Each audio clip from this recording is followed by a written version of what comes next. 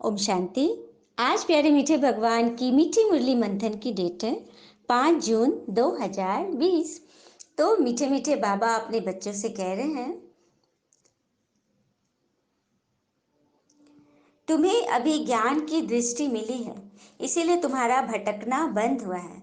तुम शांति धाम सुख धाम को याद करते हो। भगवान कह रहे हैं कि हमें ज्ञान की दृष्टि मिल रही है ना, त्रिनेत्री बना रहे बाबा, उससे ही हमारा भटकना बंद हुआ है।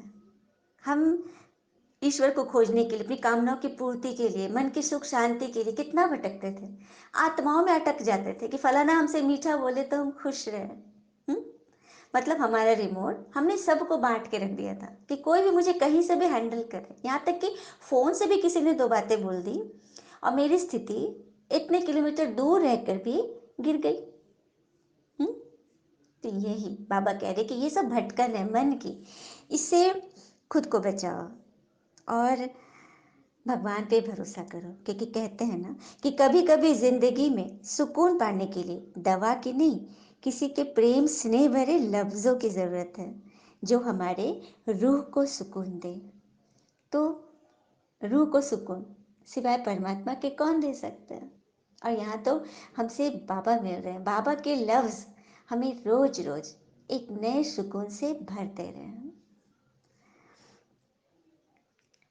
और ये हमेशा याद आता है कि कभी किसी के बुरे वक्त में उसका हाथ पकड़ो और कहो कि मैं हूं ना।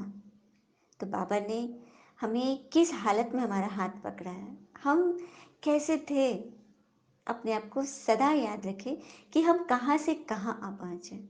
और बाबा के ये वर्ड कि चिंता मत करो मैं हूं ना, कितनी ताकत भर देती है ना।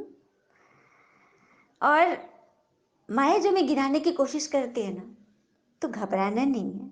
क्योंकि माया ने कई बार कोशिश की मुझे मिट्टी में दबाने की, मगर उसे मालूम नहीं कि मैं परमात्मा का बीज हूँ। मेरी फितरत है बार बार शक्ति से उग आने की। न मैं गिरी न मेरी उम्मीदों की दीवारें गिरी, मगर मुझे गिराने में माया कई बार गिरी। है ना बड़ी बात।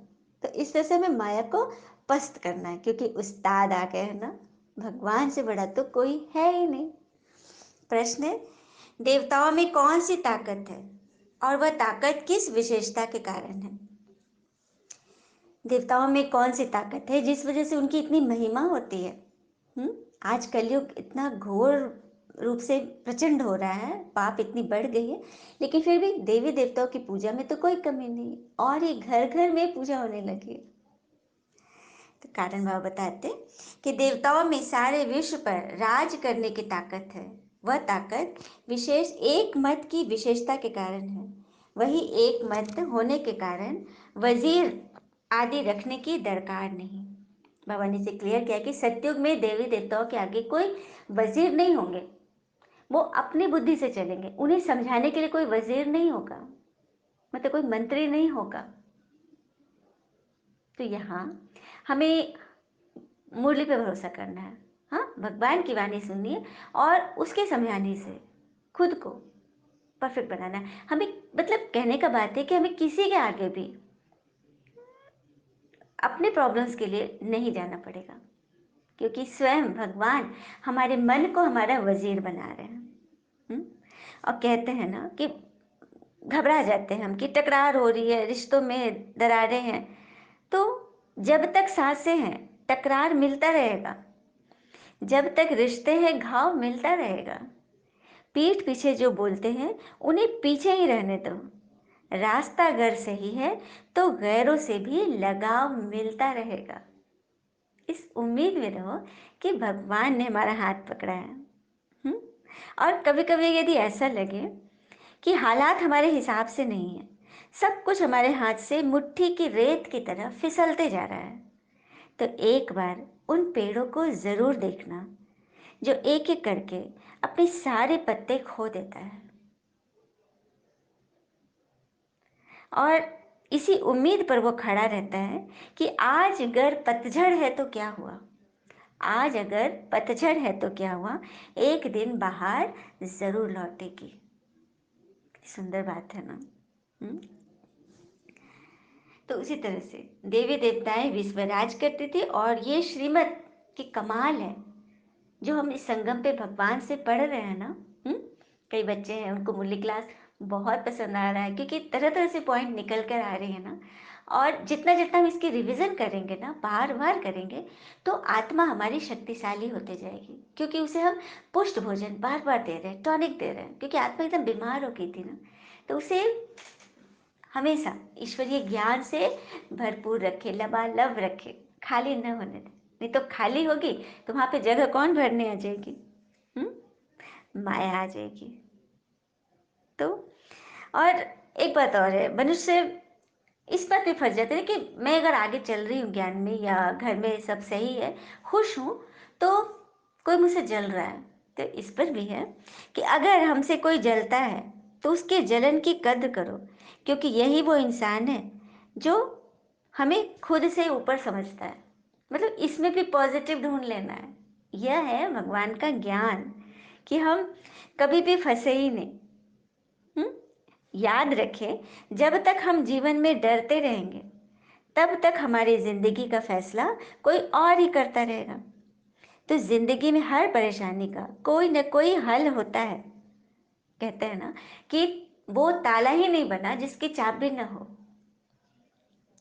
और हल का नाम है मेरा बाबा। तो कोशिशों को कभी इस्तीफा नहीं देना है, रिजाइन नहीं करना कोशिशों से, लगातार वर्क करते रहना है, काम करते रहना है। गीत है आज का, नैनहीन को राह दिखाओ प्रभु। तो भक्ति में आत्माएं क्यों गा रही है कि नैनहीन? तो ज्ञान के नैन नहीं है, भगवान हमें श्रीमत के द्वारा हमें त्रिनेत्री बना रहे हैं। हाँ, त्रिनेत्री बनाकर हमें वो चीज दिखा रहे हैं जो दुनिया में लोगों को नहीं मालूम। रचता और रचना का ज्ञान, सृष्टि के आदि मध्य का ज्ञान, अपने 84 जन्मों की कहानी, अपनी आत्मा के 5 स्वरूप, वो जर्नी कि कहाँ से आत्मा शुरू करती है और कहाँ पर एंड होती है। क्योंकि शुरुआत भी वही है, परम धाम बिंदु से शुरुआत, और अंत भी हमारा वही है।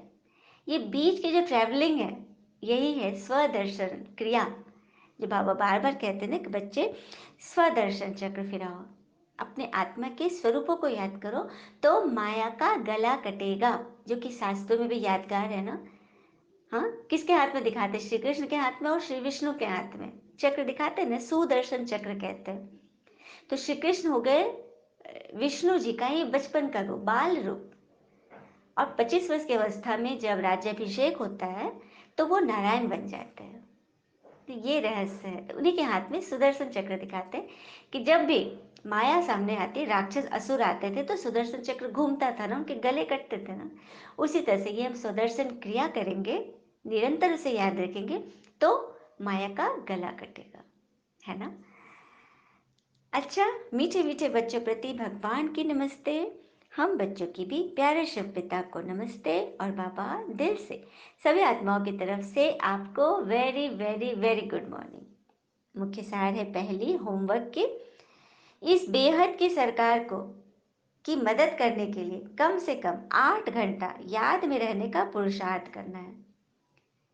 याद में जो माया विघन डालती है, उससे घबराना नहीं है, डरना नहीं है। अभी क्या बोला था, जब तक हम डरते रहेंगे तब तक हमारी जिंदगी का किसी के हाथों की खिलौना बनी रहेगी। तो अपनी चाबी अपने पास रखनी है, किसी और को देनी है? नहीं ना।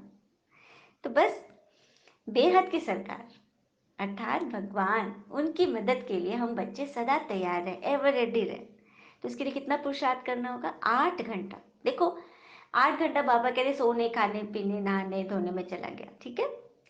तो बाकी के जो 8 घंटा हम सारे दिन रहते हैं, उसमें क्या करें? हाँ, सुबह का योग, शाम का योग तो है ही, लेकिन बाकी हर कर्म करते हुए मैं आत्मा डबल लाइट स्थिति से इस शरीर के द्वारा यह काम कर रही हूँ। जैसे मैं चाय बना रही हूँ, तो कौन बना रहा है? शरीर बना रहा है कि आत्मा बना रही है? आत्मा है तब तो शरीर बना रहा है ना। अभी आत्मा निकल जाएगी खड़े खड़े, तो क्या वो शरीर चाय बनाएगी? कुछ बोलेगी, सुनेगी? बिल्कुल नहीं। तो आत्मा कर रही है, तो आत्मा को मान देना है। हर कर्म में यदि हम ऐसा कर लेना कि मैं आत्मा इस शरीर द्वारा यह कर्म कर रही हूँ, तो आत्मा पावरफुल रहेगी और सीट पर सेट रहेगी। जैसे भोजन करते हुए पानी पीते समय चार्ज करके पिए। 30 सेकंड जब भी जल पिए ना, क्योंकि कहते हैं ना जैसा पानी वैसी वाणी, वाणी को मीठी बनाना है ना। तो पानी में भी देखो कितनी अशुद्धि है, कहाँ से वो चल कर आ रही है, किस तरह से फिल्टर हो रही है, और हर चीज में आज इम्प्योरिटी है। तो उसको प्योर करने के लिए हमें फील करना है, ग्लास हाथ में है, बाबा की किरण मुझ पर पड़ रही है, फील करें कुछ सेकंड के लिए। आत्मा, बाबा की सफेद लाइट मुझ आत्मा पर पड़ रही है, आंखें खुली रहे, क्योंकि हम घर परिवार में सबके बीच है ना, तो आंखें बंद कर कैसे जल को पिएंगे, तो लोग कहेंगे क्या जादू टोना कर रही, कुछ कुछ नहीं, मन से काम करना है, दिखावा नहीं करना है। ठीक है, एकदम बाबा की किरण मुझ पर पड़ रही है, और मेरी आत्मा से होते हुए वो किरण इस जल पर जा रही है। ये 2 सेकंड का काम है। और दृष्टि दे जल को, फील करें कि मैं परम पवित्र फरिश्ता हूं। यदि टाइम मिले तो 7 बार करें, नहीं तो 3 बार। और एक युक्ति है, कोई कुछ बोला कि क्या हो रहा है, क्या देख रहे हो, अरे देख रहे हो कि कुछ जल में पड़ा हुआ तो नहीं है।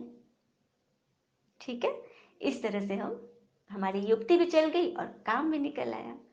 जल जरूर पीना है, क्योंकि जल यदि हम इस भाव से पिएंगे ना, तो जल डाइल्यूट अवस्था में है ना, वो पूरा हमारे खून में मिल जाता है।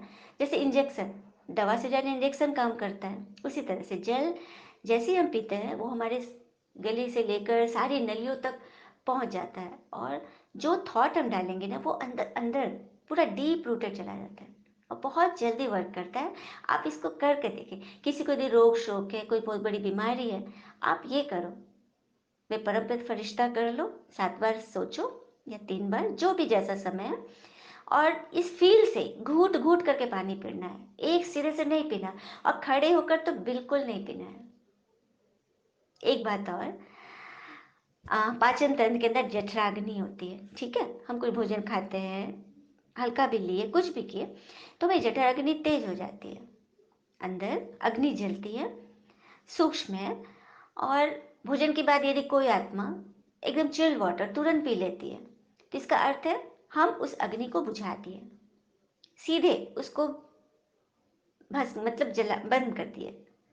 तो क्या हुआ, जैसे दिया हम पूजा में जलाते हैं, तो क्या उसको बंद कर देते, जल डाल देंगे उसमें? कोई बच्चा डाल देगा तो कैसे दादी नानी बोलते अरे अपशगुन हो गया, शुभ हो गया। या फिर हवन करके उठे और कोई बच्चा जाके 1 बाल्टी पानी डाल दे, क्या कहेंगे कि सारा मेरा किया धरा सब नष्ट हो गया। वही बात है, भोजन के बाद सीधे पानी यदि चिल्ड वाटर डाल दिए, ठंडा भी, नॉर्मल भी नहीं पीना है। पीना है थोड़े से 1-2 घूंट, हम सुसुम पानी ले सकते हैं, गुनगुना पानी, है ना। तो अपशगुन हमें नहीं करना, ऐसा हम काम करते तो ही हमारे सिस्टम सारे फेल हो जाते हैं, अपच होता है, और फिर तो सारी गड़बड़ी वहीं से शुरू हो जाती है। ठीक है, तो याद से हमें हर कर्म करना है। माया विघन डालती है, यदि हम ठंडा पानी पी रहे हैं, मन बहुत उत्कंठा हो रही, तो ये माया है, विघन डालेगी, हमारे शरीर को अस्वस्थ करेगी, और शरीर अस्वस्थ होगा तो बाबा को क्या याद करेगा, है ना। दूसरी पॉइंट है, इस पुरुषोत्तम संगम युग पर ईश्वरीय संप्रदाय का बन ईश्वर की मत पर चलना है। आप भगवान की मत के अलावा न मन मत और पर मत दोनों को बैन लगा दो, क्योंकि हमारा मन भी माया के वश में है, इसीलिए वह भी जो कुछ बोलेगा सोचेगा तो बेड़ा गर्क ही कराएगा। तो हमें श्रीमत मिली ना, इजी है, क्यों अपना दिमाग लगा रहे हैं। भगवान की मत रोज रोज मिल रही है, उसी पे चले ना, फिर देखें क्या चमत्कार होता है। कर्म करते एक पिता की याद में रहने का अभ्यास करना है निरंतर। चलिए सभी वरदान लेते हैं। बाबा ने बहुत सुंदर वरदान दिया है। जनरली बाबा की वाणी तो इतनी मीठी होती है, एक एक पॉइंट हमें एकदम सुजाग कर देती है, क्योंकि माया के वश में होते हैं ना। लेकिन बाबा हमें फिर से जगाते हैं और हमें रोज रोज ज्ञान स्नान से हमारे अंदर के सोए हुए संस्कारों को जगाते हैं। और वरदान स्लोगन जो भी पॉइंट जो हमें अच्छी लग रही हो उसे ज़रूर धारण करें। आराम से बैठ जाएं। सबसे पहले तो बाबा का शुक्रिया अदा करें। जब भी योग में बाबा को याद करने बैठे तो शुक्रिया से ही शुरुआत करें। प्रार्थना करें, हे ईश्वर, आज गर किस्मत पे मुझे नाज है तो उसकी वजह तेरी रहमत है। खुशियाँ जो आज पास है मेरे तो उसकी वजह भी तेरी रहमत है। अपने जो आज साथ है मेरे तो यहाँ भी वजह तेरी रहमत है। मैं तुझसे सच्ची मोहब्बत की तलब क्यों न करूं। चलती जो सांसें हैं तो वजह तेरी रहमत है। क्योंकि इसके पहले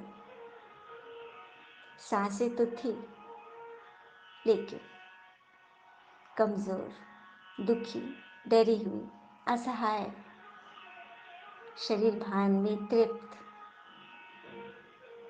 मन के कंट्रोल में।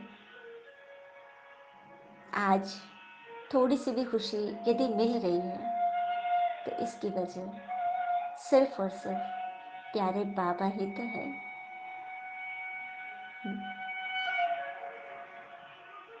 जैसे ही बाबा में मन लगता है, आत्मा परमात्मा को याद करने बैठती है, बाबा को सिग्नल मिल जाता है, बाबा आ जाते हैं। फील कीजिए आपके कमरे की सीलिंग पर परमात्मा छत्र छाया फैली हुई।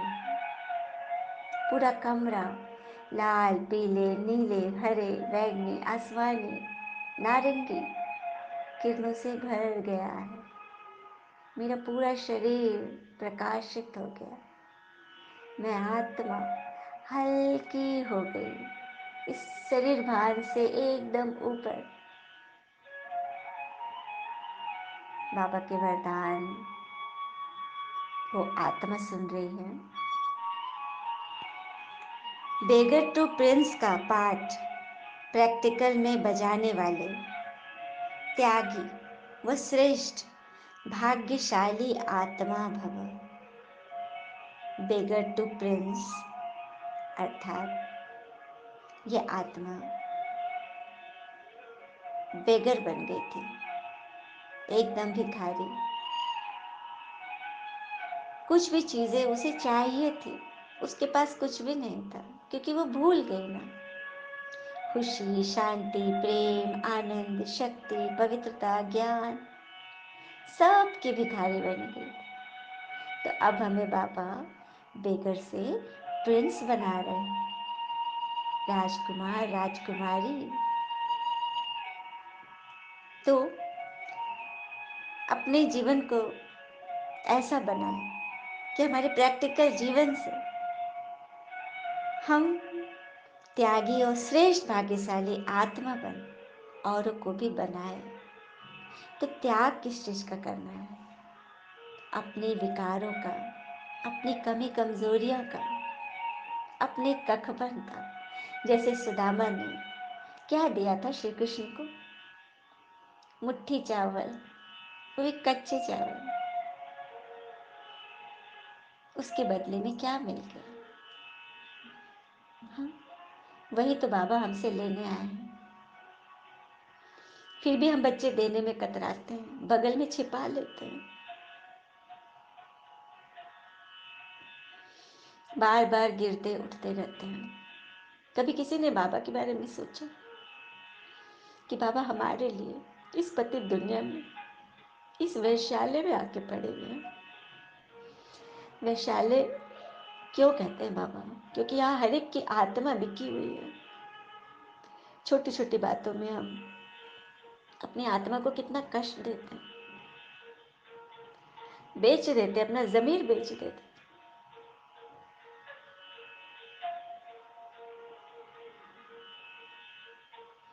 यदि बच्चों को बाबा का ख्याल होगा कि बाबा हमारे लिए यहाँ पर रुके हुए हैं इस कीचड़ बड़ी दुनिया में, तो हम बच्चों को कितना जल्दी तैयारी करनी है ना। क्योंकि अब नहीं तो कभी नहीं, अब हमें देर नहीं करनी है।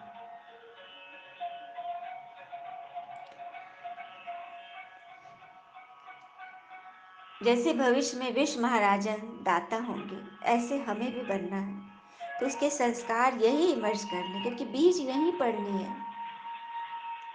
स्वयं लेने की इच्छा नहीं करनी है, बल्कि देने वाला बनना है। हम भिखारी नहीं, हम तो अधिकारी बच्चे हैं। नहीं चाहिए किसी से भी, किसी मनुष्य से कुछ भी नहीं चाहिए। जितना मिल रहा है बहुत है। ये संतुष्टता अंदर लानी ही होगी, तभी हम भगवान को इस गंदी दुनिया से छुटकारा दिला सकें। नहीं तो भगवान हमारे लिए यहीं रहेंगे, क्योंकि उनका वादा है कि साथ लेकर जाऊंगा।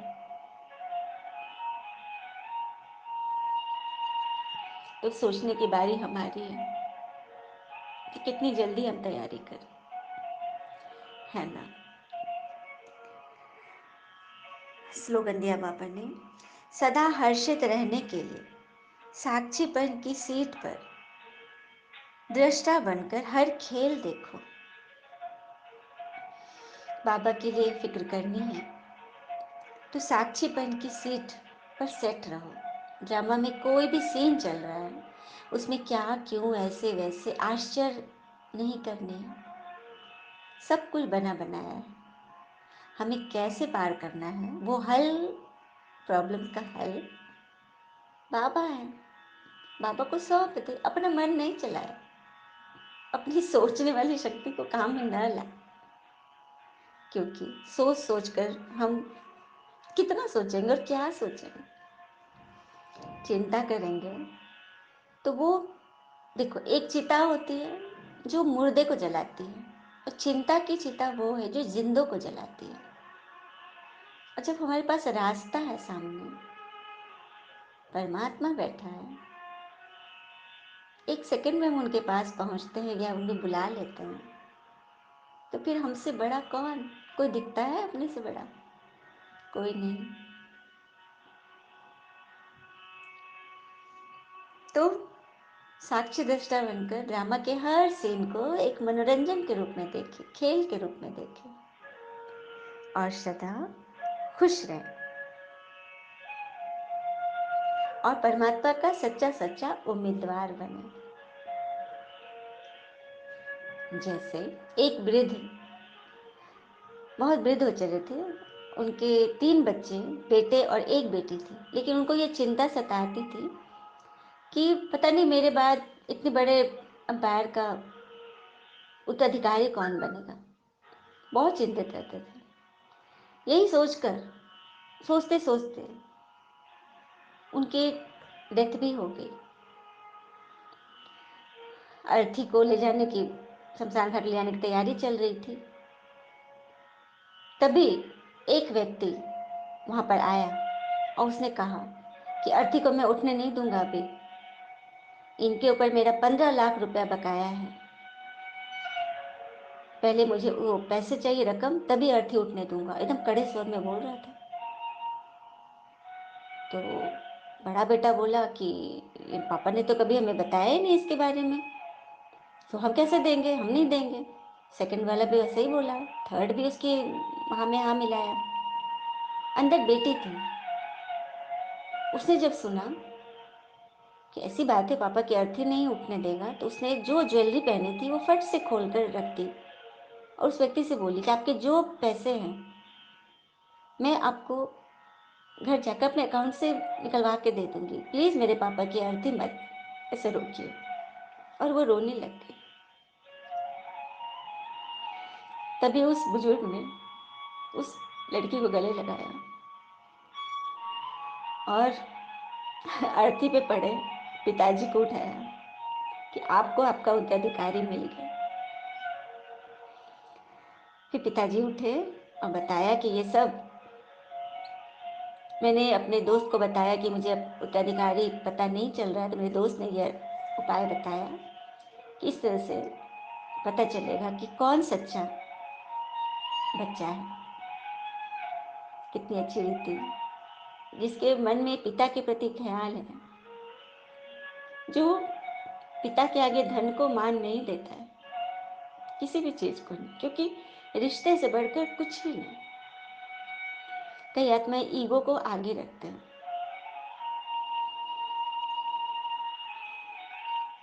ये सब काम माया का है, हमें गिराने की कोशिश करती है। लेकिन हमारा परिवार हमारे लिए बहुत बड़ा है, और यहाँ तो आत्मा का परिवार आया हुआ है, सर्व संबंधी परमात्मा आ चुके हैं, है ना। तो उनके सच्चा उत्तराधिकारी बनना है ना। जब बाबा कह रहे हैं कि विकारों का त्याग करो, तो हमें 1 सेकंड में उसे दान कर देना है। अच्छा, ओम शांति। शुक्र है मीठे बाबा, वो बाबा के प्यारे प्यारे बच्चे। थैंक यू बाबा। All is well always. ओम शांति।